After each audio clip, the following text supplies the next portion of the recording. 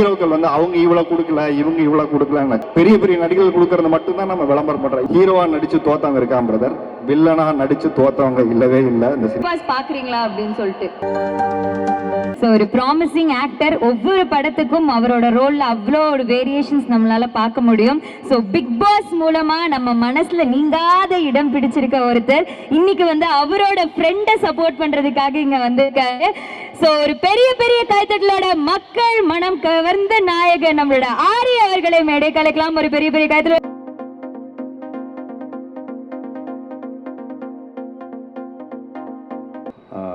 எல்லாருக்கும் வணக்கம். பத்திரிகை மற்றும் வந்திருக்கக்கூடிய அனைத்து சினிமா நண்பர்களுக்கும் எல்லாருக்குமே வணக்கம். ரொம்ப நாள் கழிச்சு மைக்கார் அப்படிங்கிற பேசவே வரமாட்டேங்குது. விழாக்கு போய் ரொம்ப நாள் ஆச்சு. எங்கிருந்து ஆரம்பிக்கணும்னு சில கடைசியாக வர மைக் கொடுத்துட்டாங்க. வந்து சோமு சொன்ன மாதிரி தான், ஏமா நான் கூப்பிட்டா அப்படிங்கிற மாதிரி தான் கடைசியாக மனதில் இருக்குது. பட் ரொம்ப சந்தோஷமாக இருக்குது இந்த மேடல் நிற்கிறதுக்கு. நிறையா விழாக்கு போகும்போது படத்தில் நடித்தவங்க நிறைய பேர் வந்து விழா வாழ்த்துறது ஒரு வழக்கமான ஒரு விஷயம். பட் இந்த விழாவில் ரொம்ப சிறப்பான விஷயம் துவக்கமாக நான் பார்த்தது என்னென்னா, ஒரு பாடல் வெளியீட்டு விழாவில் எல்லாத்தையும் பேசி மியூசிக் ரைட்டர் மறந்துடுவோம், லிரிக் ரைட்டர்ஸை மறந்துடுவோம், அப்புறம் பாடினவங்கள மறந்துடுவோம். அவங்களாம் இன்றைக்கி விழாக்கே நிறைய ஃபங்க்ஷனுக்கு வர்றதில்ல. நிறைய ஹீரோ ஹீரோயின்ஸே இப்போ பட விழாக்களுக்கு வர்றதில்லை. பட் இந்த விழாவோட துவக்கம் வந்து அத்தனை பாடகர்களுமே இங்கே வந்து இருந்தாங்க, ஆல் த சிங்கர்ஸ். ஸோ அவங்களுக்கெல்லாம் பெரிய ஒரு ராயல் சல்யூட். அந்த மியூசிக் டைரக்டர்ஸ், அவரை பற்றி கேள்விப்பட்டிருக்கேன், நான் அவரை பார்த்ததில்லை ஆக்சுவலாக. ஏன்னா நான் ஃபஸ்ட் டைம் படம் ஒர்க் பண்ணது வந்து டிவி சந்திரன் சாரில் ஒர்க் பண்ணேன். ஸோ அப்போ இருந்து மலையாளம் படம் பார்க்குறதும் சரி, மலையாள இண்டஸ்ட்ரிக்கு டெக்னீஷியனை பற்றி தெரிஞ்சுக்கிற வாய்ப்பு இருக்கும். ஸோ அவரோட மியூசிக்கும் அவரையும் கேள்விப்பட்டிருக்கேன். பட் அவரோட இவ்வளோ எங்கே அவர் மியூசிக் இருக்குன்னு இன்னைக்கு வரைக்கும், அவர் 50 வருஷம் தாண்டி போயிடுச்சு. அவர் உடம்புக்கு தான் வயசாயிருக்கு, அவருடைய திறமைக்கும் அவருடைய இசைக்கும் இல்லைங்கிற இந்த பாடல் கேட்கும்போது தெரியுது. ஸோ தமிழ் சினிமா உங்களை பெரிய ரத்தன கம்பளம் போட்டு உங்களை வரவேற்கும் சார். நீங்கள் தமிழ் சினிமாவுக்கு கிடைச்ச இன்னொரு பெரிய பொக்கிஷமாக தான் நாங்கள் பார்க்குறோம். We are proud to welcome you here. அடுத்தது யுகபாரதியோட வரிகள் வந்து எக்ஸ்ட்ரா நிறைய எழுதியிருக்காரு. அவருடைய பாடல் வரிகளை சொல்லவே வேணாம். ஸோ எல்லா டெக்னீஷியன்ஸ் எல்லாருக்குமே ஒரு பெரிய நன்றி சொல்கிறேன். ஸோ இந்த படத்துக்கும் எனக்குமான தொடர்பு என்னென்னா, அபிலாஷ் வந்து நான் நெடுஞ்சாலை படம் பண்ணும்போது ஷூட்டிங்க்கு வந்து ஒரு இடம் மீட் பண்ணி ஒரு கதை சொல்ல வந்தார். அப்போ ஒரு மலையாள ப்ரொடியூசரோட வந்து கதை சொன்னார். வந்து அந்த படம் கூட ரிலீஸ் ஆகலை. அப்போ வந்து சரி இது கதையெல்லாம் பேசிட்டு அப்புறம் பண்ணலான்னு பிளான் பண்ணோம். அப்புறம் ஊருக்கு போனோம். அப்புறம் எதுவுமே அவரும் காண்டாக்ட் இல்லை, நானும் காண்டாக்ட் இல்லை. திடீர்னு ஃபோன் பண்ணி பேங்க்கில் அக்கௌண்ட் ஓப்பன் பண்ணுற இஷ்யூஸ் எல்லாருமே என்னென்னா, அசிஸ்டன்ட் டைரக்டர்ஸ் எல்லாம் உங்களுக்கு தெரியும், அப்போல்லாம் நம்ம கையிலையும் காசு இருக்காது. மினிமம் சேவிங்ஸ் அக்கௌண்ட்டில் ஒரு காசு வந்து மினிமம் பேலன்ஸை இன்க்ரீஸ் பண்ணாங்க. அப்போது வந்து எவ்வளோ பேர் பணம் இல்லாதவங்களாம் 5000 ரூபா வச்சுக்க முடியாதுங்கிற ஒரு சூழல் இருக்கும்போது தான் இந்த மாதிரி போஸ்ட் ஆஃபீஸில் ஒரு அக்கௌண்ட் இருக்குங்கிற ஒரு கேம்பெயின் அவேர்னஸ் பண்ணலான்னு ஸ்டார்ட் பண்ணதுக்கப்புறம் தான் கேரளாவில் போய் பண்ணும்போது அபிலாஷ் ஒரு பெரிய சப்போர்ட் பண்ணார். அங்கே எல்லா இங்கேருந்து தமிழ்நாட்டிலையும் பண்ணோம், அங்கேயும் போய் பண்ணோம். அப்படி தான் அவருடைய அடுத்த கட்ட நட்பு அப்படியே தொடர்ந்துச்சு. அப்புறம் அடிக்கடி பேசுவார். அவர் படத்தில் தான் இருப்பான்னு நினைப்போம். திடீர்னு போய் ஹோட்டல் ஆரம்பிச்சிட்டேன் அப்படின்வாரு. என்னங்க ஆச்சுன்னு கேட்பாரு. சிரிச்சுட்டேன், எல்லாமே போயிடுச்சு, நம்பி விட்டுட்டு போனேன், எல்லா காசையும் முடிச்சு பேலன்ஸ் வந்து கடன் வாங்கி ஒன்று கொடுத்தேன், அதையும் கடன் வாங்கி வேற மறுபடியும் பிஸ்னஸ் பண்ண ஆரம்பிக்க கொடுத்தாங்கன்னு நினச்சேன். மொத்தமாக எக்ஸ்ட்ரா கடன் வாங்கி அதையும் என் தலையில் கட்டிட்டு எல்லாத்தையும் முடிச்சுட்டு இப்போ வந்திருக்கேன்னு சொன்னார். அதுக்கிடையில தான் இந்த கதையை வந்து சொன்னார். இந்த கதை ஃபஸ்ட்டு ஜித்தன் ரமேஷ்க்கு சொல்கிறதுக்கு முன்னாடி என்கிட்ட வந்து பேசின அந்த கதை சொன்னார். ரொம்ப நல்லா இருந்தது. அப்போ நான் பண்ணுறதான் பேசிகிட்டு இருந்தேன். வந்து அதுக்கப்புறம் இந்த கதை ஜித்தன் ரமேஷ் பண்ணார். ரொம்ப சந்தோஷமாக இருந்தது. ஹீரோவாக நடித்து தோத்தவங்க இருக்கான் பிரதர், வில்லனாக நடித்து தோத்தவங்க இல்லவே இல்லை இந்த சினிமாவில். அதனால் நீங்கள் வில்லனாக முதல்ல காலடி எடுத்து வச்சுருக்கீங்க. இந்த சினிமா மீண்டும் அவங்கள உயரத்துக்கு கொண்டு போய் மேம்பாட்டுங்கிறதுல மாற்று கருத்தே இல்லை. 2023 ஒரு பெஸ்ட்டு வில்லனுக்கு கட்டாயம் ஒரு பெரிய அவார்டு வாங்கணும்னு நான் எல்லாமே ப்ரே பண்ணிக்கிறேன். ட்ரைலர் பார்த்தேன், ரொம்ப நல்லா இருந்தது. 2024க்கு நான் ஒரு வில்லன் பண்ணியிருக்கேன். அதனால் அதில் காம்படிஷன் அடுத்து மறுபடியும் நடிக்கணும்னு வராதிங்க. ஏன்னா நீங்களும் ஒரு சைக்கோ வில்லன் பண்ணியிருக்கீங்க. நான் ஃபஸ்ட் டைம் நான் இத்தனை படங்கள் பண்ணதில் நானும் ஒரு சைக்கோ வில்லன் பண்ணியிருக்கேன். ஸோ நீங்கள் அஞ்சுக்கு மிரட்டியிருக்கீங்க, நான் அன்ஷிகாவோட நிறைய பிரச்சனை பண்ணியிருக்கோம். அதனால் வேறு வேறு ஹீரோயின் தான் போடுறது மட்டும்தான் நமக்கு வேலை. ஆளை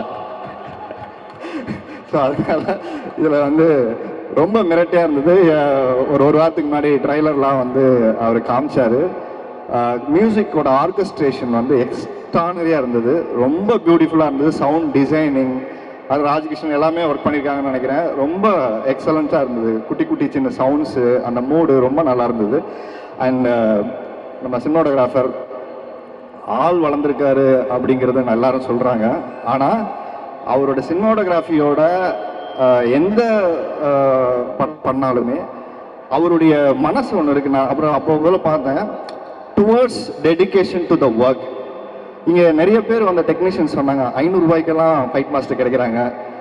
ஆர்டிஸ்ட்டு எக்ஸ்ட்ரா மழை வந்து டேட் இல்லைனா காசு வாங்காமல் நம்ம இண்டஸ்ட்ரியில் மறந்துருக்காரு. இப்படி நிறைய பேருக்குள்ளே இருக்கிற மனிதம் இந்த ஸ்டேஜில் தெரிஞ்சது. இந்த படம் பணத்துக்காக இங்கே நிறைய டெக்னீஷியன் இல்லை, ப்ரொடியூசர் அமர் அண்ட் அபிலா சம்பாரிச்சு வச்ச மனிதர்கள் தான் இங்கே நிறைய பேர் இருக்கோம். நான் உள்பட இங்கே வந்தது ஜித்தன் ரமேஷ் ப்ரொடியூசர் அப்படிங்கிற எல்லாருமே மனிதர்களுக்காக தான் வந்திருக்கோம்.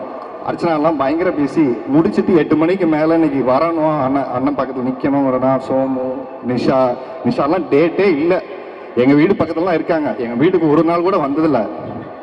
மாதத்துக்கு ஒரு நாள் வருவாங்க, சம்பாரிச்ச காசை அங்கே வச்சுட்டு எடுத்துகிட்டு போகிறதுக்கு. ஏய் இப்போ தான் வீடெல்லாம் கட்டிட்டேன்னு சொன்னேன். அது திருச்சியில், சென்னையில் வாங்கிடுவேன், பெருசாக வாங்குவோம். எண்ணம் போல் வாழ்க்கை. ரொம்ப சந்தோஷப்பட்டது, ஹீரோக்கள் மட்டும்தான் போய் உதவி செய்வாங்கன்னு இல்லை, மனசு இருந்து செய்கிறவன் அத்தனை பேருமே ஹீரோ தான். அது ஒரு பெரிய ராயல் சல்யூட்டு. ஏன்னா அது கேபி பாலாவாக இருக்கட்டும், நீங்களாக இருக்கட்டும், எவ்வளோ செய்கிறோம் முக்கியம் இல்லை, நம்ம எவ்வளோ மனசு அன்போடு செய்கிறோன்றது. இல்லாதவங்களுக்கு போய் ஒரு பிஸ்கட் கொடுத்துட்டு, நம்ம அந்த வீடியோலாம் பார்த்தேன், திட்டுறாங்க அந்த பக்கம் வரலன்னு சொல்லிட்டு, அப்புறமா மறுநாள் அதுக்கு ரெடி பண்ணிட்டு முன்னெச்சரிக்கையோட போய் தேடி போய் செய்கிற விஷயம் இருக்கு இல்லையா, அது உண்மையிலே பெரிய மனசு சகோதரி. உள்ளே இருந்து எப்படி பார்த்தனோ அதே மனசோட நீங்கள் வெளியில் போய் நீங்கள் செய்கிறது ரொம்ப சந்தோஷமாக இருக்குது. உங்களை பார்த்து இன்னும் நிறைய பேர் செய்யணும். எல்லாருமே அதான், ஹீரோக்கள் வந்து அவங்க இவ்வளோ கொடுக்கல, இவங்க இவ்வளோ கொடுக்கல, கொடுத்தவங்க இவ்வளோ இருக்காங்க. இது மாதிரி பார்த்து நிறைய பேர் நம்ம கொடுக்க ஆரம்பிப்போம். யாரு கொடுக்கலன்னு கேட்க வேண்டியதில்லை, கொடுத்தவங்களை கொண்டாடுவோம். பெரிய பெரிய நடிகர்கள் கொடுக்கறது மட்டும்தான் நம்ம விளம்பரம் பண்ணுறோம். இந்த மாதிரி ஓடி செய்கிற மனிதர்களை நம்ம கொண்டாடக்கூடிய ஒரு மேடையாகவும் இது வந்திருக்கு. அந்த படத்துக்கும் இதுக்கும் சம்மந்தம் இல்லை. ஆனால் ஜித்தன் ரமேஷ் அண்ணன் அப்படிங்கிற அந்த ஒரு வந்து கடைசி வரைக்கும் பேசி முடிச்சு எல்லாம் ஓடிடுவாங்க. நாங்கள் எல்லாருமே ரொம்ப நாளைக்கு அப்புறம் மீட் பண்ணுறதுனால எல்லாமே கடைசி வரைக்கும் இருக்கும். அதுக்கப்புறம் இந்த படத்தில் ஒர்க் பண்ண மற்ற டெக்னீஷியன்ஸு, மெயினாக ஃபைட் மாஸ்டர்லேருந்து அத்தனை technicians and 5 heroine. So welcome to Tamil industry. உங்களுக்கு பாட்டு இல்லை, பாட்டு போடும்போது உங்கள் முகத்தை பார்த்தேன், ஒரு சின்ன கவலை தெரிஞ்சது. அது கடைசியில் 2வது பாட்டு பாடும்போது சகோதரி கேட்டு இருந்தது, என்னென்ன இந்த பாட்டு உங்களுக்கு கிடைக்கலன்னு பார்த்தீங்களா அப்படின்னு. அது பெரிய கவலை. அதனால் நம்ம அங்கேருந்து தான் இங்கே வர்றோம். அதனால் இனிமேல் நம்ம நடித்து வில்லனாக நடித்து திரையை ஆழ்வோம். ஸோ அதனால் ரொம்ப சந்தோஷமாக இருக்குது. சிங்கர்ஸ் எல்லாருமே நல்லா பண்ணியிருக்காங்க. அடுத்து முக்கியமாக அமரை பற்றி இங்கே சொல்லணும். அவருக்கும் எனக்கும் ஒரு 4-5 இயர்ஸ்க்கு மேலே இருக்குன்னு நினைக்கிறேன். ஒரு மனுஷன் வந்து உயிரை காப்பாற்றுறதுக்கு டாக்டர் ஆனாங்க, இல்லை கடன் வாங்கினதுக்காக சம்பாரித்து கடன் அடைக்கணும்னு டாக்டர் ஆவாங்க. ஆனால் சினிமாவை காப்பாற்றுறதுக்காக அறுத்து ஆப்ரேஷன் பண்ணி மனுஷன் ஓடி வளைச்சு தனக்குள்ளே இருக்கிற பேஷனை. ஏன்னா நான் சின்ன வயசில் இருக்கும்போது எங்கள் வீட்டில் எல்லாரும் கொஞ்சம் சீட்டில் சேஃபாக இருப்பாங்கன்னா டாக்டர் ஆகணும்னு ஆசைப்பட்டேன். நான் தான் சொல்லுவேன் டாக்டர் ஆக ஆக்டர் ஆகிட்டேங்க. ஆனால் டாக்டர் ஆன ஒரு ஆள் ஆக்டராக மாறி, உண்மையாகவே சொல்கிறேன், இது வரைக்கும் 5 படங்கள் எடுத்திருக்காரு. 5 படத்தையும் தரமாக ரிலீஸ் பண்ணியிருக்காரு. அது ஒரு பெரிய கைதட்டல் கொடுங்க. ஒரு மிகப்பெரிய ப்ரொடியூசரோட குடும்பத்திலேருந்து வரல, ஒரு சாமானியனாக தன்னுடைய கனவை நோக்கி உழைச்சி தன்னோட பேஷனை மட்டும் அவர் முன்னெடுத்துட்டு போகாமல் நிறைய பேருக்கு வாய்ப்பை கொடுக்குற அவர் லீட் ரோல் பண்ணல. அது யார் அடுத்தவங்க அந்த கதைக்கு சரியாக இருப்பாங்களோ அதை தான் பண்ணணுங்கிறத அவர் வந்து ஒரு ரூட் போட்டு கரெக்டாக ஒர்க் பண்ணிட்டு இருக்காரு. பட் தமிழ்நாட்டுக்கு ரூட் போட்டு வரணும்னு பண்ணோடனே முதல்ல ஒரு சப்ஜெக்டை எடுத்த படம் வந்து எந்த கமர்ஷியல் படமுமே இல்லை. ஈழ தமிழர்களை பற்றி ஒரு படம் எடுக்கணும், அதனால எவ்வளோ காசு எனக்கு வரணும்னு முக்கியம் இல்லை, எவ்வளோ காசு எனக்கு சம்பாதிக்கணும்னு முக்கியம் இல்லை, சொல்ல வந்த விஷயத்த அந்த படத்தில் நான் சொல்லணுங்கிறதுல உடம்பை வருத்தி மொத்த டீமுமே, அந்த ஒரு சின்ன பொண்ணும் அவங்க நடிச்சிருந்தாங்க. அந்த படம் மேபி ஓடிடியில் கொடுத்துட்டாங்களா என்னன்னு தெரில. டெஃபினட்டாக அந்த படம் எல்லாருமே பார்க்க வேண்டிய படம். ஒரு ரொம்ப எமோஷ்னலி ரொம்ப பொயட்டிக்கான ஒரு ஃபிலிம். அந்த ஃபிலிம் வந்து ஸோ அந்த படம் தான் அபிலாஷ் ஃபஸ்ட்டு அதுவும் பண்ணியிருந்தார் வந்து. அதுக்கப்புறம் தமிழ் சினிமாவில் வந்து இந்த மாதிரி மறுபடியும் ப்ரொடியூஸ் பண்ண போகிறேன்னு இந்த கதை சொல்லும் போது தான் எனக்கு தெரியும் இது என்ன இவர் வச்சு செஞ்சுக்கிட்டே இருக்காரு, ப்ரொடியூசர் இவரை வச்சு செய்கிறாரா, இவர் ப்ரொடியூசர் வச்சு செய்கிறாரா தெரியல, பாவம் அப்படின்னு சொல்லிட்டு நான் யோசிச்சிட்டே இருக்கும்போது, இல்லை இப்போ இங்கே ஒன்று போயிட்டுருக்கு, அங்கே ஒரு 7-8 கோடி ரூபாயில் மலையாளத்தில் ஒரு படம் ஆரம்பிச்சிட்டாரு ஒன்று, அப்போ வெயிட் ஆகிட்டாரா ப்ரொடியூசரு அப்படின்னு சொல்லி கேட்டுட்டு இருந்தேன். ரொம்ப சந்தோஷமாக இருக்குது. நிறைய படங்கள் தமிழ் சினிமாலே தொடர்ச்சியாக படம் எடுக்கணுங்கிற ஒரு முயற்சியோட அவரோட பேனருக்கு என்னுடைய வாழ்த்துக்கள். அவர் மட்டும் தன் கனவை நோக்கி நகரணும்னு நினைக்கல, நிறைய பேர் கனவுகளை சுமந்துக்கிட்டு அவர் வர்றாரு. அதுதான் ஒரு தயாரிப்பாளர் ஜெயிக்கணும், அது தமிழ் சினிமாவுக்கு வந்த இந்த மாதிரி தயாரிப்பாளர்களுக்கு நம்ம எல்லாம் சப்போர்ட் பண்ணணுங்கிற ரொம்ப ஒரு விஷயத்தை நான் தாழ்மையாக கேட்டுக்கிறேன். நிறைய பேர் இங்கே படத்தில் நடிக்காத நிறைய ஆக்டர்ஸ் இங்கே வந்திருப்பாங்க.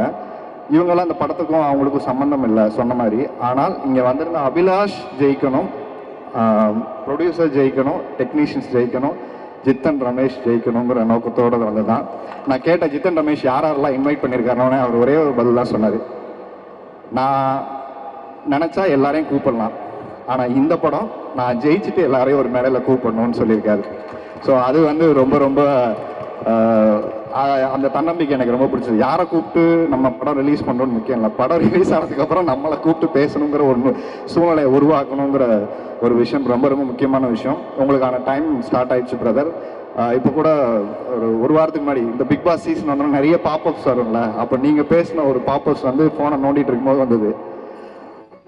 சினிமாவில் வந்து எனக்கு பெரிய போராட்டம் இருந்தது, அப்பா நிறைய பேரை உருவாக்கியிருந்தாரு, ஆனால் தன் பையனை உருவாக்குறதுல இருக்க பெரிய போராட்டத்தில் எனக்கு லக் இல்லையா, ஹார்ட் ஒர்க் இல்லையா, நான் பண்ணது எல்லாமே தப்பு, என்னுடைய தவறுகள் தான் அதுக்கு காரணம்னு ஏற்றுக்கிற ஒரு மனுஷன் பிக் பாஸ்லேயும் அவர் சொன்னது எதுனாலும் ஒத்துட்டு சரண்டர் ஆகிட்டு போயிட்டே இருப்பார். எதுக்கு சண்டை போடணும் அவர் கேட்பேன், என்னங்க பேசிட்டு போகிறாங்க எதுவுமே கேட்க மாட்டேங்கிறேன். அவங்க சண்டை போடும்போது நம்ம சண்டை போடக்கூடாது, நமக்கு எப்போ தோணுதோ அப்போ மட்டும்தான் கேள்வி கேட்டு சண்டை போடணும், தேவையில்லாமல் நம்ம டைம் வேஸ்ட் பண்ணக்கூடாது ப்ரோ, ஏன் ப்ரோ அப்படின்னு போய் காலை போட்டு படுத்துறோம் அப்போ ஜம்முன்னு. ஸோ அந்த மாதிரி ஒரு நல்ல பியூர் ஹார்ட் உள்ள ஆள் பக்கத்துல வந்து பார்த்தா தான் தெரியும். அவர் ஏதோ இவ்வளோ பெரிய ப்ரொடியூசர், இவ்வளோ பெரிய பையன், அவர் வந்து பார்த்தா அப்படி பந்தா பண்ண அப்படிலாம் எதுவுமே இருக்காது. பக்கத்தில் போனோன்னா உட்காருங்க அப்புறம் அப்படின்னு ஆரம்பிச்சாருன்னா அந்த அந்த லோக்கல் ஸ்டாங் நம்மளே ஒரு அப்படியே ஷோல்டரில் போட்டுக்கிட்டு அந்த இருக்கும் கொடுத்துரு வந்து. ஸோ இவ்வளோ நாளுக்கு அப்புறம் பிக் பாஸ்க்கு அப்புறம் இன்றைக்கி தான் நான் பார்த்து பேசினேன். பட் அதே சிரிச்ச முகம். இடையில ஒரு படத்துக்கு கூப்பிட்டுருந்தாரு, என்னால் போக முடியல, இந்த படத்துக்கு அவர் கூப்பிடல, நான் வரணும்னு சொல்லி பப்ளில் நான் வரேன்னு சொல்லாங்க, நான் வரேன்னு சொல்லிட்டு வந்தேன். நான் ரொம்ப சந்தோஷமாக இருக்கும்போது உங்கள் மாதிரி ஒரு ட்ரைலர் பார்க்குறதுக்கு எல்லாத்தையும் சொல்லிட்டேன்னு நினைக்கிறேன். இந்த படத்தில் நிறைய பேர் தெரியும், அதனால் நிறைய ஓகே எல்லாமே கவர் பண்ணிட்டேன். ஸோ ரொம்ப சந்தோஷம். அண்ட் ஐங்கரன் அவங்களுக்கும் பெரிய தேங்க். இந்த படத்தை கொண்டு போய் மக்கள்கிட்ட சேர்த்துற விஷயம், ஆடியோ வந்து பாட்டு எல்லாமே நல்லாயிருக்கு. ஸோ ஹோல் டெக்னீஷியனுக்கு என்னுடைய வாழ்த்துக்கள். ஸோ டிசம்பர் படம் ரிலீஸ் ஆகுது. ஸோ எல்லோரும் தேட்டரில் வந்து பார்த்து இந்த படத்தை சப்போர்ட் பண்ணுங்கள்.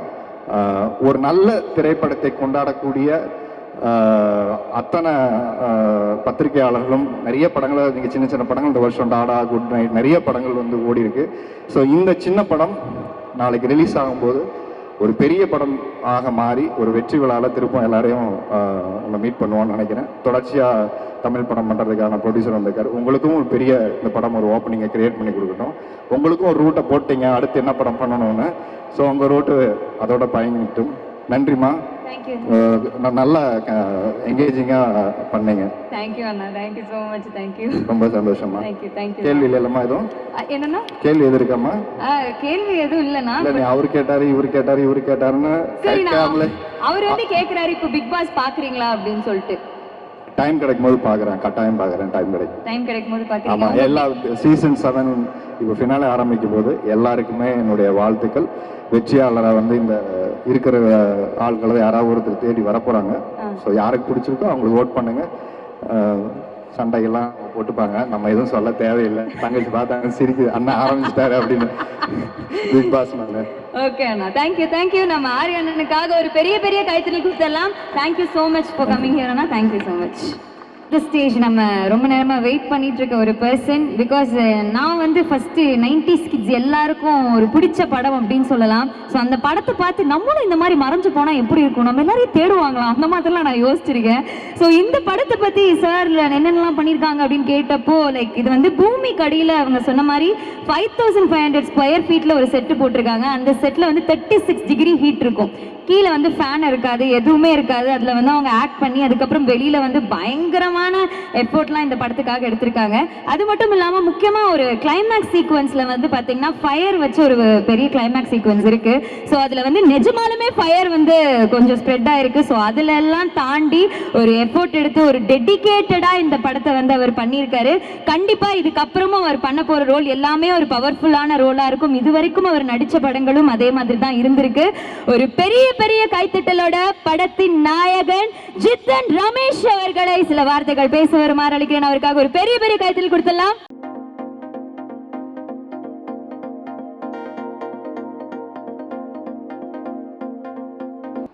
இங்கே வந்திருக்கும் ப்ரெஸ் மீடியா அனைவருக்கும் என்னுடைய வணக்கம். அண்ட் ப்ளஸ் மை ஃப்ரெண்ட்ஸ், இந்த ஷார்ட் நோட்டீஸில் அவங்களை கூப்பிட்டு இங்கே எனக்காக சப்போர்ட் பண்ண வந்ததுக்கு ரொம்ப நன்றி. அண்ட் இந்த படம் எப்படி ஸ்டார்ட் ஆயிடுச்சுன்னா, நானும் அபிலாஷ் எப்பயுமே மீன்ஸ் ஈவினிங்கில் ஜாலியாக உட்காந்து பேசின்னு இருப்போம். அப்படியே காமெடியாக பேசின்னு இருப்போம். ஏன்னா நான் ஒரு படம் பண்ணியிருக்கேன் தாய் நிலம்னு சொல்லி, சரி பண்ணியிருப்பேன் நல்லதுப்பான்னு சொன்னேன்னா, சரி அதுக்கப்புறமா நான் இன்னொரு கதை வச்சுருக்கேன், அது நீங்கள் பண்ணிங்கன்னா ரொம்ப நல்லா இருக்கும். கதையை சொல்லும் முதல்ல அது நல்லா இருக்குமா இல்லையான்னு நான் சொல்கிறேன்னு சொன்னேன். ஸோ கதை சொல்லும்போது 1 hour கதை சொல்லி முடிச்சிட்டாரு. ஒன்றுமே புரியல. என்னடா கதை ஸ்டார்ட் பண்ணாதான் தெரியுது, முடியும் போது ஒன்றுமே தெரியல. ஏன்னா அவ்வளோ ஃபாஸ்ட்டாக, அவ்வளோ சூப்பராக, அவ்வளோ ஒரு நல்ல கதையாக இருந்தது. அண்ட் ஸ்டார்ட் பண்ணோம் படத்தை. ஃபுல் அண்ட் ஃபுல் ஒரு ஃபாரஸ்ட்டில் 90% வந்து காட்டில் தான் ஷூட் பண்ணோம். ஒரு பெரிய குகை செட்டு அங்கே ஃபுல்லாகவே கேவு தான் இருந்தது. அதில் ஒரு 50-60 பேர் அதுலேயும் உள்ளார நிற்கிறாங்க. முதலே மூச்சு எடுக்க முடியல. அதில் 60 பேர் வேர்வையோடு வந்து பக்கத்தில் வந்து நிற்கிறாங்க. இந்த ரொம்ப கஷ்டப்பட்டோம். இந்த குகையை விட அந்த அந்த மெழுகுபத்தி தான் அங்கே பட்ஜெட் ஜாஸ்தியாக இருக்கும்னு நினைக்கிறேன். ஏன்னா அவ்வளோ மெழுகுபத்தி யூஸ் பண்ணியிருக்கோம். அண்ட் ஃபுல் புகை மடலமாக இருக்கும். அண்டு ஒரு மெழுகுபத்தியும் ஒரு அசிஸ்டன்ட் டைரக்டர் யார் பாரு, அசோசியேட் டைரக்டர் ராஜேஷ், சின்ன மீன்ஸ் ஒரு ஷாட்டுக்கு எப்படி இருந்தாலும் மெழுகுபத்தி இது மீட்டாயினே இருக்கும். ஆனால் அதெல்லாம் கண்டினியூட்டி பார்த்து மறுபடியும் புது கேண்டல் வந்து எடுத்து வைப்பாங்க அங்கே. டேய் இதெல்லாம் ஒரு கண்டினியூட்டி யாராவது பார்ப்பாங்களா, விடுறா, ஆல்ரெடி மூச்சு எடுக்க முடியல, இது வேறு நீங்கள் மறுபடியும் ஆஃப் ஆகி இது பண்ணுவோம். அண்டு ரொம்ப கஷ்டப்பட்டோம். அண்டு அஞ்சு பற்றி சொல்லியே ஆகணும். ஏன்னா தண்ணியை விட அவங்க சேரில் தான் ஜாஸ்தியாக இருந்தாங்க. காலைல தண்ணியில் குளிச்சுட்டு வர மாட்டாங்க, சேரில் தான் குளிச்சுட்டு வருவாங்க செட்டில். ஸோ ஒரு அட்லீஸ்ட்டு 30 days அப்படியே தான் இருந்திருக்காங்கன்னு நினைக்கிறேன். அண்டு கால் கூட உடச்சி ஃப்ராக்சர் ஆகி ஒரு 1 month பெட் ரெஸ்ட்லேயே இருந்தாங்க. அந்த ரொம்ப டெடிக்கேட்டாக இருந்தாங்க. Thanks to Akilan. ஈவன் அவரும் ஒரு 15 days குகைகள்லேயே இருந்து. ஸோ அவ்வளோ கஷ்டமான வேலை அது. அண்ட் டெய்லி அந்த ஃபாரஸ்ட்டில் போனோன்னா ஜீப்பு காரெல்லாம் போகாது, ஜீப்பு தான் போவோம். அந்த உள்ளே ஏறுறதுக்கு இந்த நார்மல் ஜீப் இருக்கும்ல, அதில் தான் போகணும். அண்டு ரொம்ப ஹார்டாக இருந்தது. அட்டைப்பூச்சிங்கள்லாம் நிறைய இருக்கும் அங்கே. ஸோ அதெல்லாம் கொஞ்சம் கஷ்டமாக இருந்தது. ப்ளஸ் ஒரு 30 days படம் முடிச்சிடலான்னு நினச்சோம். ஆனால் அப்படியே இன்க்ரீஸ் ஆகி 50 days கிட்ட போயிடுச்சு இந்த படம். Thanks to Prashanth sir. ஆனால் அவர் தான் என்னை ஃபஸ்ட்டு செலக்ட் பண்ணார். அபிலாஷ் சொன்னார் ஒரு 2 நாள் கேமராமேன் இருக்கார். ஸோ எங்கேயும் காம்ப்ரமைஸ் ஆகாமல் ரொம்ப அழகாக இந்த படத்தில் என்னை காட்டியிருக்காங்க. So thanks to him. And thanks to அவர் ப்ரொடியூசர் டாக்டர் அண்ட் டோஜோ மெயின் ப்ரொடியூசர். இவர் சொன்னார், பிரதர் அபிலாஷ் வந்து எல்லாருக்கும் அவர் தான் டீ கொடுத்துருப்பாங்கன்னு சொல்லி. டீ ஜென்ஸுக்கெல்லாம் கொடுக்க மாட்டார் அவர், வெறும் கேர்ள்ஸுக்கு கொடுத்துட்டு இருப்பாருங்க. ஜென்ஸுக்கு பிஸ்கட் கொடுப்பாரு வந்து halwa. So thanks to producer. ஏன்னா எங்கேயும் காம்ப்ரமைஸ் பண்ணாமல் படம் நல்லபடியாக வரணும், அது மட்டும்தான் அவரோட குறிக்கோளாக இருந்தது. ஸோ நல்லபடியாக படத்தை முடிச்சு கொடுத்துருக்காரு. அண்ட் ப்ளஸ் பெரிய ஆடியோ ரிலீஸ் செட்டப்பும் பண்ணி கொடுத்துருக்காரு. So thanks to him. And Abhilash thanks. கண்டிப்பாக அடுத்த படமும் நம்ம பண்ணலாம். ப்ரொடியூசர்கிட்ட கேட்டுட்டு போகிறேன். ஸோ ஹவுஸ் பேஷன் சார் மெயினாக. ஸோ இந்த படத்தோட இப்போ விழாவோட நாயகன் இவ்வளோ 50 இயர்ஸ் ஒரு லெஜண்ட் எனக்காக தமிழ் இண்டஸ்ட்ரியில் மியூசிக் போட்டிருக்காருன்னா ரொம்ப பெருமையாக இருக்குது, சந்தோஷமாகவும் இருக்குது. So thanks sir. So background score உங்களுக்கு கேட்டேன். பேக்ரவுண்ட் ஸ்கோர் வந்து அப்படி ஒரு மீன்ஸ் ஹார்ட் ஒர்க் பண்ணி அவர் பண்ணியிருக்காரு. ஸோ கண்டிப்பாக பேக்ரவுண்ட் ஸ்கோருக்காகவே இந்த படம் வந்து பெரிய ஹிட் ஆகும்னு நம்புகிறேன். அண்ட் சாங்ஸ் கூட ரொம்ப அருமையாக இருந்தது. So thanks to you.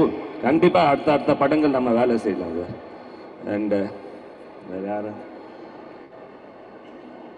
Madan sir, எல்லாம் நல்லா ஒர்க் ஹார்ட் பண்ணியிருக்கோம். ஹரீஷ் பேரெட்டி சார். ஸோ எல்லாருக்கும் தேங்க்ஸ். அண்டு இந்த படத்தை போய் தியேட்டரில் போய் பாருங்கள். அவ்வளோ கஷ்டப்பட்டுருக்கோம். ஸோ கண்டிப்பாக சப்போர்ட் பண்ணுங்கள். Thanks to all. தேங்க்யூ.